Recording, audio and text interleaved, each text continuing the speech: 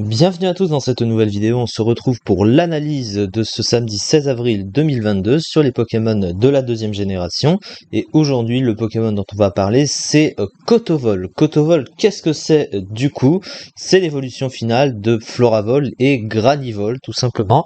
Et qui, avant la troisième génération et la quatrième génération, était la seule famille à avoir le double type qu'il possède, plante et vol. Puisqu'après il y a eu Tropius et Shining Sky notamment, mais avant c'était les seuls. Alors du coup, plante et vol, le double type, on va commencer par parler de ça. Qu'est-ce que ça donne en stratégie? Bah c'est un type qui est pas fou, hein, que ce soit défensivement et offensivement, parce qu'il apporte pas grand chose. L'immunité sol est bonne, mais étant donné que le type plante a déjà une résistance sol, bon, il est déjà résistant à ce type. Bon, c'est toujours bien d'avoir une immunité, évidemment, à ce type, mais voilà. Ça lui donne une résistance combat, donc ça c'est toujours pratique, hein, c'est un des trois types de coverage servant à passer le type acier. La résistance eau, bah il l'a déjà, et la double résistance plante, bah c'est pas très utile parce que c'est pas un type offensif très répandu. Par contre, au niveau des faiblesses, bah c'est pas ouf, hein. Clairement, il a une faiblesse au piège de roc, que le type plante n'a pas de base, donc c'est un peu dommage. Il a une faiblesse vol, une faiblesse feu, une faiblesse poison, donc ça c'est des faiblesses du type plante classique, mais surtout le type vol va donner une double faiblesse au type glace, un type offensif qui est assez vu quand même en type de coverage, et on sait que ça s'associe assez facilement dans les moves full pour passer certains Pokémon. Les types vol en font partie, les types plantes en font partie, donc évidemment très pénalisant pour ce Pokémon.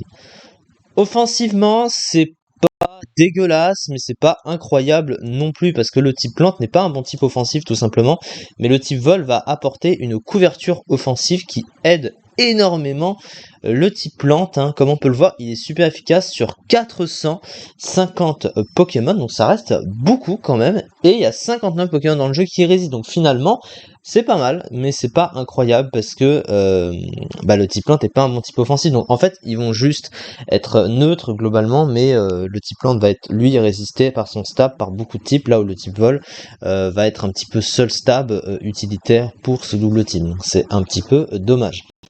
En tout cas, c'est plus intéressant offensivement que défensivement. Au niveau des trois talents du Pokémon, le premier c'est Chlorophylle.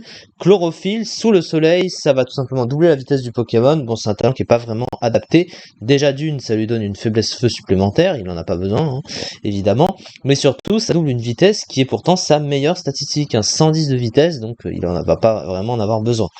Infiltrator, par contre, son deuxième talent est très intéressant, c'est le talent de Lancerien, hein, on le connaît bien. En gros, ça lui permet de passer, d'ignorer les clones et ainsi que les protections de l'adversaire, hein, protection, mur lumière, etc. Voile aurore aussi.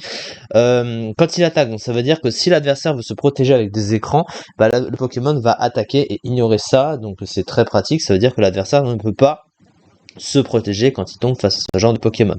Le problème, c'est que c'est pas adapté avec les statistiques, mais en même temps, il y peut rien s'il est aussi nul à ce niveau-là, mais du coup, Infiltrator, le donner à un Pokémon comme ça, c'est un peu dommage. Il y a d'autres Pokémon plus forts qui en profitent, donc Lancerien, je l'ai cité, mais Nostanfer, par exemple, vu qu'il a des offenses qui sont utilisables mais pas incroyables, ça lui donne une sorte de petite niche supplémentaire de pouvoir passer et ignorer les clones. Et les protections, ça le nerfe moins finalement, et ça lui permet d'être un peu plus utile offensivement. Mais lui, que ce soit avec ou sans ce talent, il reste toujours très mauvais offensivement. Donc, bon, voilà. Le dernier talent, c'est Leafguard. En gros, ça lui soigne son problème de statut à la fin d'un tour s'il est sous le soleil. C'est très situationnel et c'est assez rarement vu, surtout que le Pokémon est de type plante, hein, et par conséquent il possède évidemment la fameuse attaque aromathérapie qui soigne les problèmes de statut de toute la team, y compris lui. Bon, je pense pas que ce soit extrêmement utile. Les statistiques, c'est un gros problème chez Kotovol également, et ça se voit, hein, il n'y a pas vraiment de débat. Au niveau de la vitesse, c'est pas le problème parce que c'est sa meilleure statistique. 110, c'est un excellent speed tier d'ailleurs, hein, c'est pour comparaison la vitesse de Latias ou Latios, donc c'est très fort. Mais à côté, les stats sont vraiment très mauvaises, hein. Il a des offenses qui sont à peine aussi élevées que des Pokémon même pas évolués, hein, clairement. 55 en attaque, 55 en attaque spéciale, c'est vraiment très très triste que ce Pokémon tape aussi peu fort, quoi. Clairement, son bulk, il est correct, mais pas extraordinaire, hein. 75 en PV, 70 en défense, 95 en défense spéciale. Bon, il a une défense spéciale un tout petit peu plus élevée, mais bon, ça casse pas des briques pour autant.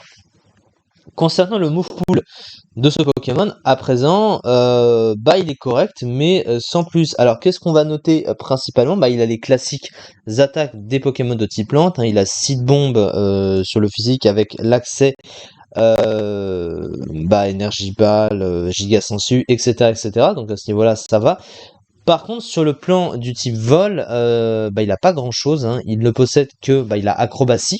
Mais jouer acrobatie pour lui faire des dégâts, parce que c'est un peu son problème, ça le force à être joué sans item, parce que acrobatie double de puissance, et du coup avec le stab qui se rajoute bien sûr, mais sans item, donc c'est un peu triste, hein. Sinon il a aéropique, c'est pas très fort, rebond c'est pas très fort, et c'est une attaque en 2 tours, surtout que ça peut rater en plus de ça. Ses moves de coverage sont très limités, hein. Il n'y a pas grand chose notamment pour passer le type acier, hein, parce que les deux stabs sont résistés par le type acier, hein, j'en ai pas parlé, mais ça reste un problème. Il a Dance Slam pour se booster, ça reste toujours ça. Demi-tour, utilisable avec sa vitesse. Il a également Poudre Dodo, même si ça peut rater, c'est toujours pratique. Vampigraine, Synthèse aussi, qu'on retrouve chez la plupart des types plantes de toute façon. Bref.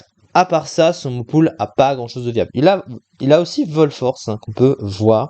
Mais là encore, les types plantes s'en servent. Alors, voilà, il a quelques trucs, mais il a pas grand chose de très très utile, surtout comparé à d'autres. Mais là où ça le rattrape finalement, la concurrence évidemment, des types vol meilleurs, des types plantes meilleurs, il y en a. Et surtout, quand t'as 55 de puissance, tu peux difficilement faire pire en fait, hein, et on sait pas enfin, on se doute vraiment de pourquoi le Pokémon ne monte pas très très haut à ce niveau-là. Très bonne vitesse, une bonne défense spéciale, du coup des résistances intéressantes, le talent infiltration très utile pour passer à travers les clones, un bon bouffle de soutien mais statistiques offensives mauvaises, des faiblesses dérangeantes, notamment au feu et à la glace assez présentes, et à la roche incluant bien sûr 25% de dégâts sur les pièges de roc. Sachant qu'il n'a pas accès aux grosses bottes, hein, parce qu'il n'est pas revenu dans Pokémon épée et bouclier, donc là encore c'est assez problématique. D'ailleurs j'ai même vu s'il avait accès à atterrissage ce Pokémon, j'ai même pas fait gaffe. Non, il a même pas atterrissage. Alors pour un T-Vol, ne pas avoir atterrissage, c'est quand même triste. Parce que du coup, ses moves de soins sont également assez limités, hein, à part repos. Un petit peu triste ce Pokémon, un peu laissé à l'abandon du coup, mais sans trop de débat.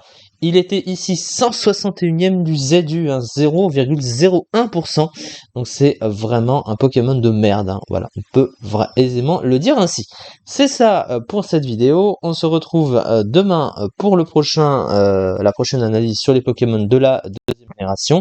Et là, on approche petit à petit de la fin du mois, donc au fur et à mesure, on finira par faire de plus en plus d'analyses, hein, par jour, pour finir sur la deuxième génération. Et comme c'est une génération qui comporte, on va dire, moins de Pokémon comparé à la troisième génération ou d'autres notamment, donc on va finir par faire de plus en plus d'analyses à côté pour les générations suivantes.